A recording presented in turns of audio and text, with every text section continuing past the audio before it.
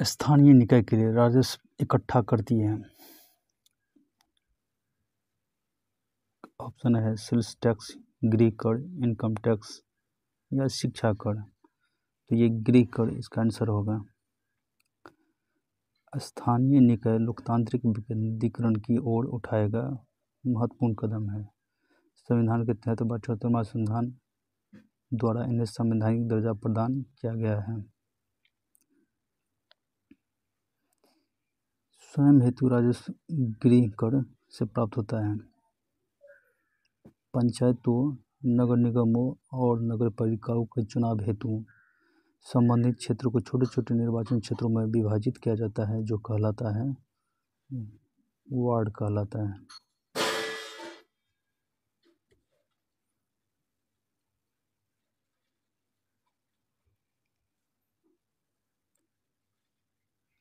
पंचायतों, नगर निगमों और नगरपालिकाओं के चुनाव हेतु उनके छोटे छोटे क्षेत्रों में बांटा जाता है, जिसे वार्ड कहते हैं। वार्ड सभी पंचायती राज व्यवस्था की सबसे छोटी इकाई है। पंचायत अनेक वार्डों में विभाजित होती है। प्रत्येक वार्ड में प्रायः एक सदस्य होता है।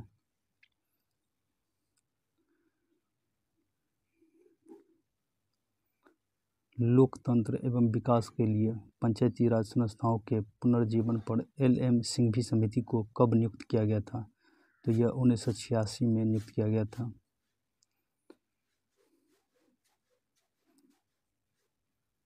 लोकतंत्र एवं विकास के लिए पंचायती राज संस्थाओं के पुनर्जीवन पर LM सिंघवी समिति को वर्ष 1986 में नियुक्त किया गया था।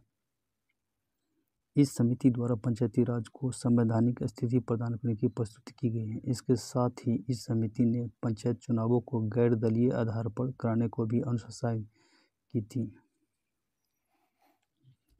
यानी कि पंचायत चुनाव में कोई भी दल के नहीं होता है, जैसे बीजेपी, कांग्रेस हो, कुछ भी हो।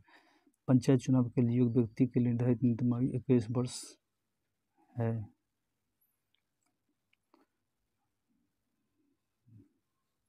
भारतीय संविधान के अनुच्छेद 243(च) के अनुसार पंचायत चुनाव के लिए न्यूनतम आयु 21 वर्ष, वही मतदान करने की न्यूनतम आयु 18 वर्ष और लोकसभा तथा विधानसभा चुनाव लड़ने के लिए 25 वर्ष, राज्यसभा के सदस्य चुने जाने के लिए न्यूनतम आयु 30 वर्ष है।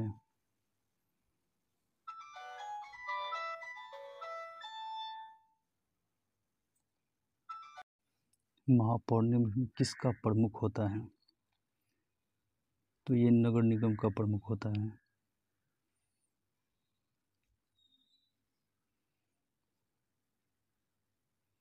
महापौर नगर निगम का प्रमुख होता है।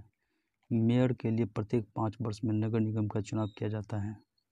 नगर परिषद में नगर पालिका अध्यक्ष का चुनाव किया जाता है। जिला परिषद में जिला पंचायत अध्यक्ष का चुनाव और जिला पंचायत सदस्यों द्वारा अप्रत्यक्ष रूप से किया जाता है।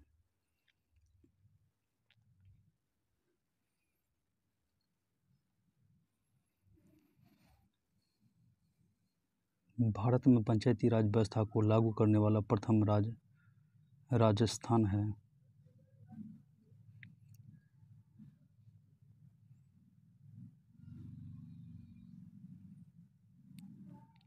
उन्नीस सौ 97 में गठित बलवंतराय मेहता समिति ने ग्रामीण क्षेत्रों में त्रिस्तरीय ग्राम पंचायत, पंचायत समिति तथा जिला परिषद पंचायती प्रणाली का सुझाव दिया था। भारत में प्रत्येक वर्ष 24 अप्रैल को पंचायती राज दिवस मनाया जाता है, जिसका कारण है कि 73वां संविधान संशोधन अधिनियम 1992 24 अप्रैल 1993 को ही प्रभावी में आया था। आधुनिक भारत में पंचायती राज व्यवस्था को अपनाने वाला प्रथम राज्य राजस्थान है। 2 अक्टूबर 1959 को पहली बार प्रधानमंत्री नेहरू जी द्वारा राजस्थान के नागौर जिले में इसकी शुरुआत की गई थी।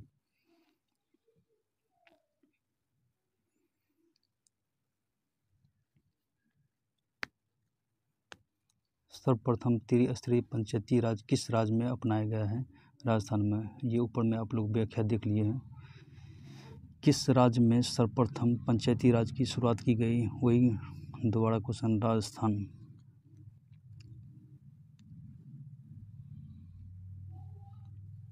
चौहत्तर में संविधान संशोधन का संबंध निम्नलिखित किस संस्थान से है? तो ये नगर पालिका ऐसे हैं। 74वें संविधान संशोधन का संबंध नगर पालिका से है। इस संशोधन द्वारा नगर पालिका को संवैधानिक दर्जा प्रदान किया गया।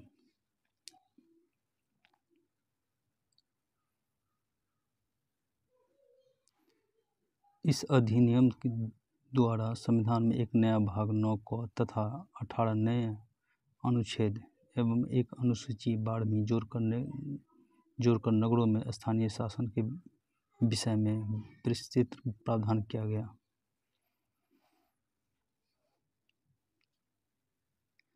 बलवंत राय मेहता समिति कब नियुक्ति हुई थी? तो ये जनवरी 1957 को।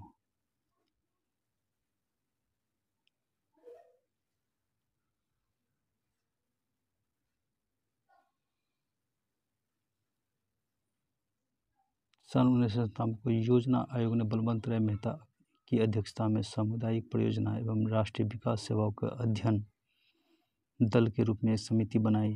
मेहता समिति ने 1997 में अपनी रिपोर्ट प्रस्तुत की। त्रिस्तरीय पंचायती व्यवस्था लागू हुई।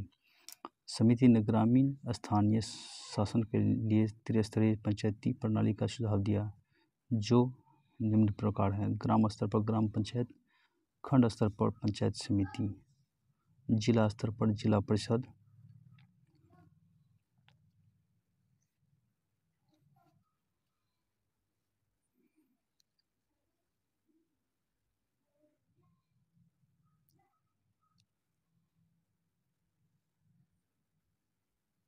भारतीय संविधान की 11वीं अनुसूची के अंतर्गत पंचायत के 29 कार्यों का संबंध किस अनुच्छेद से है? तो यह अनुच्छेद 243 जी के अनुसार है। भारतीय संविधान के भाग 9 में अनुच्छेद 243 ए से 243 ओ तक पंचायतों की शक्तियां, गठन और कार्यों आदि की चर्चा की गई है। संविधान के अनुच्छेद 243 में पंचायतों की शक्ति, पदाधिकार और उत्तरदायित्व की चर्चा है। 11वीं अनुसूची के अंतर्गत पंचायतों को 29 विषयों का संबंध इसी अनुच्छेद से है। अनुच्छेद 243 ए ग्राम सभा से संबंधित है। भारतीय संविधान की 11वीं अनुसूची संबंधित है, किससे संबंधित है? तो पंचायती राज से संबंधित है।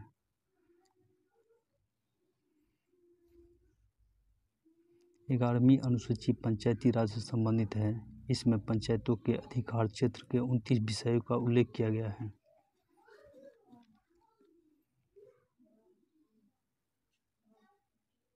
पंचायतों की वित्तीय स्थिति सिफारिश किससे की जाती है? तो ये राज्यपाल से की जाती है।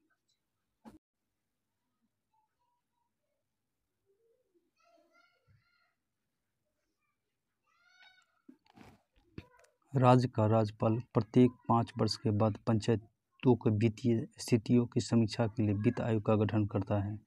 यह पंचायतों की वित्तीय स्थिति सुधारने के लिए आवश्यक उपाय भी करता है। भारतीय संविधान अनुच्छेद 243 ए में पंचायतों की वित्तीय स्थिति की समीक्षा के लिए वित्त आयोग का गठन का प्रावधान है।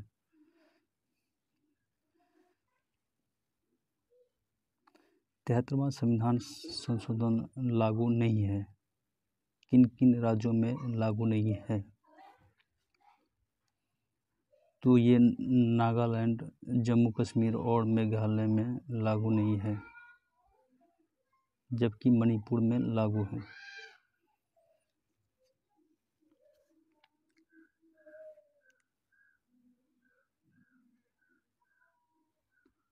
तो इसका सही आंसर डी होगा। नरसिम्हा राव सरकार द्वारा 1993 में 73वें संविधान संशोधन 1992 द्वारा संविधान में 11वीं अनुसूची जोड़ी गई तथा इसके तहत पंचायतों के अंदर 29 विषयों की सूची व्यवस्था की गई। प्रश्नकाल में यह अधिनियम जम्मू कश्मीर, नागालैंड, मेघालय, मिजोरम राज्य में लागू नहीं था। 73वां संविधान संशोधन अधिनियम 24 अप्रैल 1993 को लागू किया गया, इसलिए प्रति वर्ष 24 अप्रैल को राष्ट्रीय पंचायत दिवस के रूप में मनाया जाता है।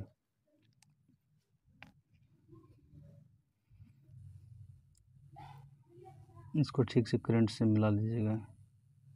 क्या है? कि जम्मू कश्मीर, नागालैंड, मेघालय, मिजोरम ये राज्य में लागू नहीं था उस समय तक।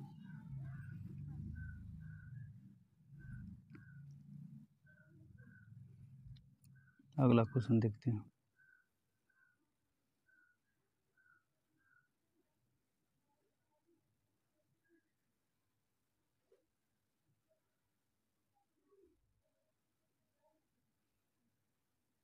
पंचायती राज सर्वप्रथम किन दो राज्यों में शुरू हुआ था? तो ये राजस्थान एवं आंध्र प्रदेश में शुरू किया गया था प्रथम।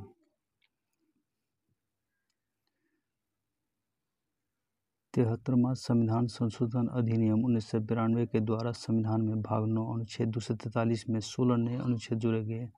साथ ही पंचायती राज पर प्रशासन करने के लिए 11वीं अनुसूची में कुल 29 विषय रखे गए हैं।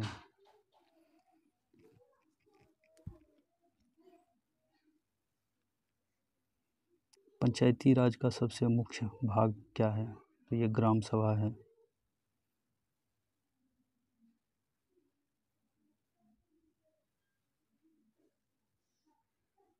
पंचायती राज स्थानीय शासन तहत में संशोधन के अंदर शामिल किया गया। यह भारत के सभी लोकतांत्रिक शुद्धिकरण के लिए स्थापित किया गया था। पंचायती राज का सबसे मुख्य भाग गड़बड़ा गया है, पूरा आया नहीं है।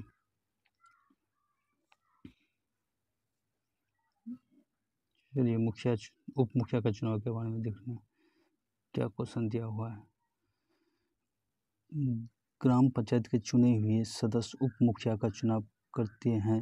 उप मुखिया के निर्वाचन के संदर्भ में निम्नलिखित कौन सा वक्तव्य सही नहीं है? जो सही नहीं है वही हमको चुनना है। ये देखते हैं, उप मुखिया के चुनाव में मुखिया मतदाता होगा, ये सही है। निर्वाचन मतों की बराबरी की स्थिति में विजेता का नाम लॉटरी द्वारा होगा, ये भी होगा। राज्य निर्वाचन आयोग के पर्यवेक्षण नियंत्रण में ग्राम सभा पंचायत अपनी पहली बैठक में उप मुखिया का चुनाव करेंगे, ये भी होगा। उप मुखिया के निर्वाचन में मुखिया मतदाता नहीं होगा, ये सही है, नहीं सही है, यही आंसर होगा। बिहार पंचायती अधिनियम 2006 के अंतर्गत चुनाव के पश्चात पंचायत द्वारा अपने पार्टी बैठक में अधिनियम की धारा के अधीन चुने गए सदस्यों में से उप मुखिया का चुनाव बहुमत से किया जाएगा। उप मुखिया के चुनाव में ग्राम पंचायत का मुखिया मतदाता होगा। उप मुखिया के चुनाव में मतों के बराबर होने की स्थिति में परिणाम लॉटरी के द्वारा निर्धारित किया जाएगा।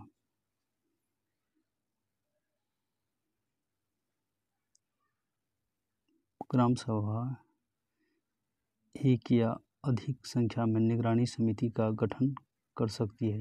इस समिति का गठन किनसे किया जा सकता है? वार्ड सदस्यों से नहीं, उप मुखिया वार्ड सदस्यों से नहीं, कोई व्यक्ति जो ग्राम पंचायत का पदधारक हो नहीं, ऐसे व्यक्ति जो ग्राम पंचायत के सदस्य न हो, यही सही है। ऐसे व्यक्ति से ग्राम सभा का पंचायत के सदस्य न हो वही निगरानी समिति गठन कर सकते हैं।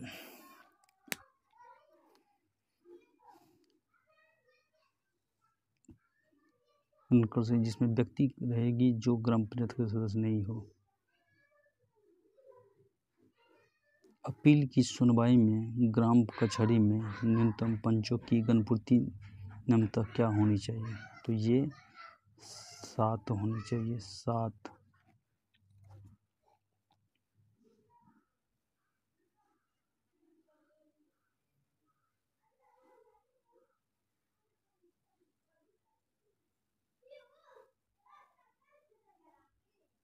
किस वर्ष पंचायती राज में महिलाओं के लिए आरक्षण में 50% तक वृद्धि हुई थी? 2006 में।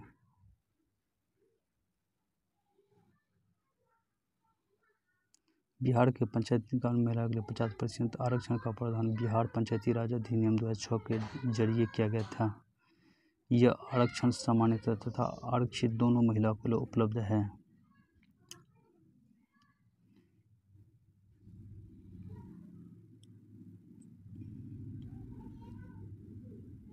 इन राज्यों में आंध्र प्रदेश, असम, छत्तीसगढ़, गुजरात, हरियाणा, हिमाचल प्रदेश तथा झारखंड इत्यादि शामिल है। इनमें से किस भारत के स्थानीय शासन के जनक के रूप में जाना जाता है?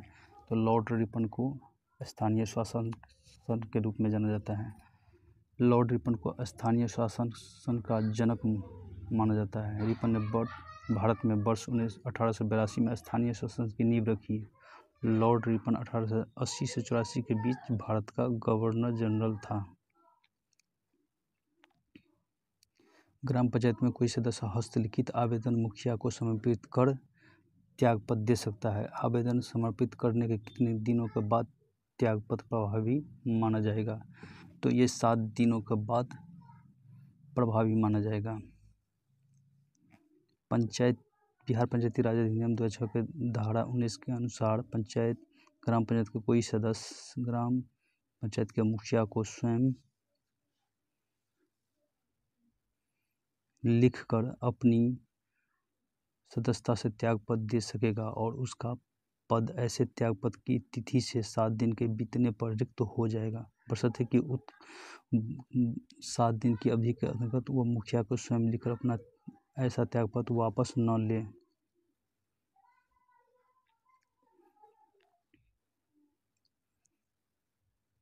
नीचे दी गई समिति में किसका संबंध पंचायती राज से है? तो ये बलवंत राय मेहता समिति से है पंचायती राज का संबंध। भारत में त्रिस्तरीय पंचायती राज व्यवस्था की सिफारिश बलवंत राय मेहता समिति 1957 में की थी। मेहता समिति का पंचायतों में सुधार के लिए 1970 में अशोक मेहता समिति, 1985 में GBK राव समिति, 1986 में LM सिंघवी समिति का भी गठन किया गया।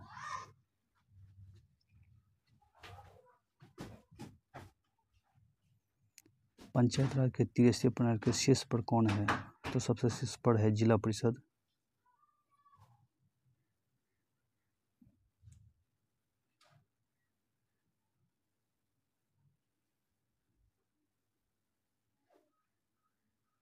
भारत में पंचायती राज प्रणाली में कौन से स्तर हैं?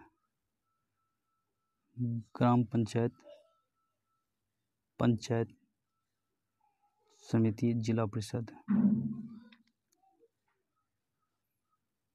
भारत में 73वें संविधान संशोधन 1992 द्वारा पंचायती राज व्यवस्था को संवैधानिक दर्जा दिया गया। इसके तहत त्रिस्तरीय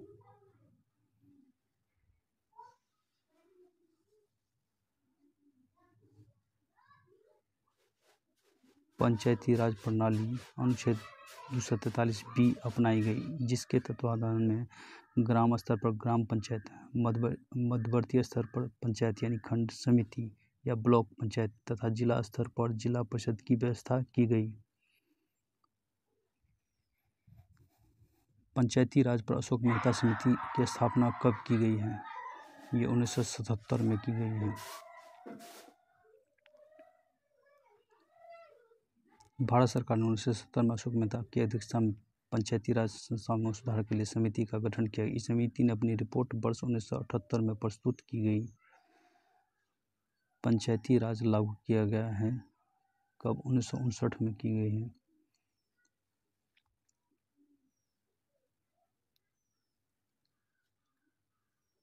आधुनिक भारत में प्रथम बार तत्कालीन प्रधानमंत्री जवाहरलाल नेहरू द्वारा राजस्थान के नागौर जिले के बगधरी गांव में 2 अक्टूबर 1959 को पंचायती राज व्यवस्था लागू की गई।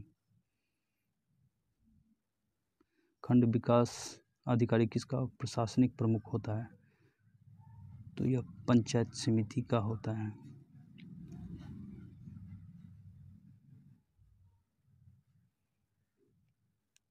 खंड विकास पदाधिकारी यानी कि BDO पंचायती समिति का प्रशासनिक प्रमुख होता है।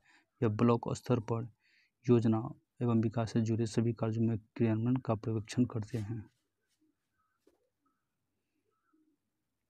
भारत में पंचायती राज लाने का मुख्य उद्देश्य क्या था?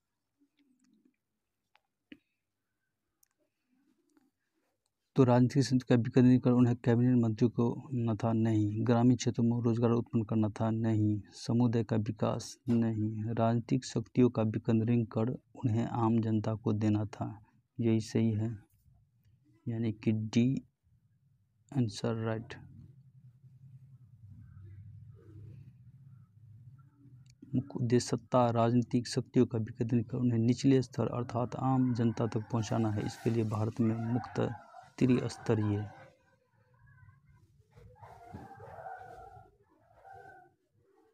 पंचायती राज की व्यवस्था जिला, ब्लॉक, ग्राम स्तर की गई है तथा पंचायती राज को 73वें संविधान संशोधन द्वारा संवैधानिक दर्जा प्रदान किया गया है। भारत में पंचायती राज प्रणाली का मुख्य उद्देश्य क्या है? राजनीतिक शक्तियों का विकेंद्रीकरण आम जनता के हाथ में देना। किस संवैधानिक संशोधन द्वारा महिलाओं को पंचायतों में आरक्षण प्रदान किया गया? तो ये 73वां संविधान संशोधन।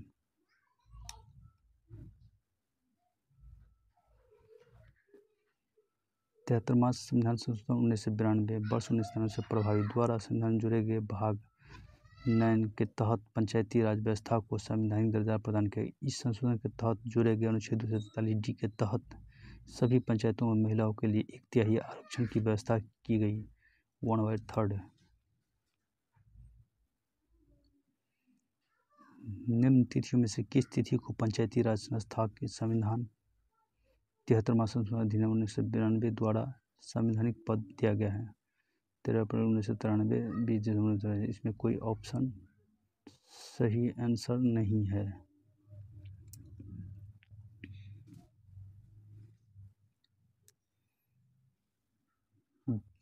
यह 24 अप्रैल 1993 को लागू किया है, जो कोई ऑप्शन में उपलब्ध नहीं है।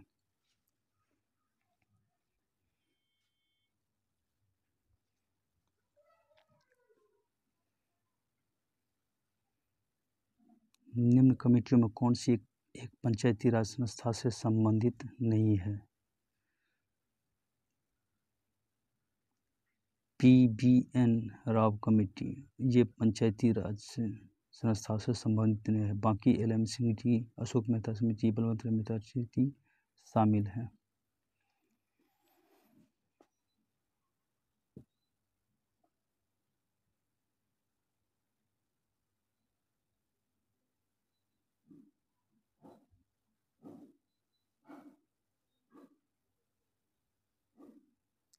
पंचायती राज व्यवस्था से संबंधित महत्वपूर्ण समितियां जो कि है बलवंत राय मेहता समिति 1957 में आई, अशोक मेहता समिति 1970 में, GBK